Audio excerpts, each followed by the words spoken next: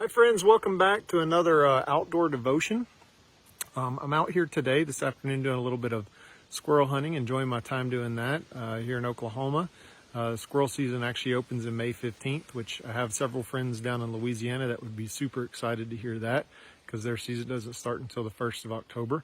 But I was actually out here last week and I found something, and I'm going to show it to you here in just a minute.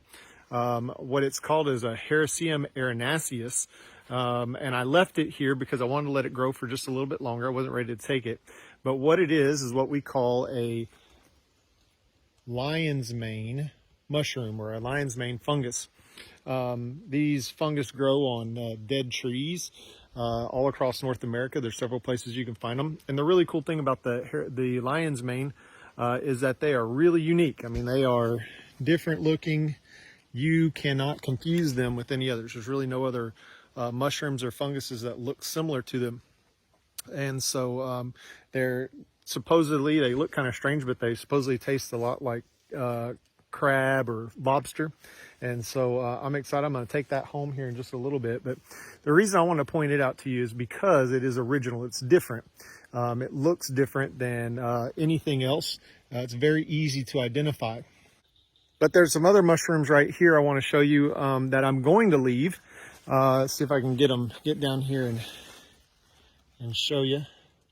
See these little guys here, and they look more like your regular old mushroom, but I'm going to leave those, and the reason I'm going to leave them is because I cannot really identify them. They look like there's a few different mushrooms, and I just don't have my guide with me right now to be able to definitively tell what kind they are.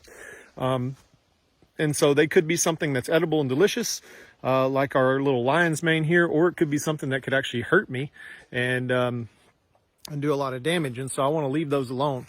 Where does this come into our daily devotion? Well, it's important for us as believers, as people that are followers of Christ, that we understand what is real, what is true, what is good for us, and what appears to be good. Paul tells the church at Corinth, he says, look, if you hear anything that is contradictory to the gospel that I have told you already, even if it comes from my mouth, it's not the real gospel. It's not the true gospel of Christ. He says even Satan will disguise himself as an angel of light.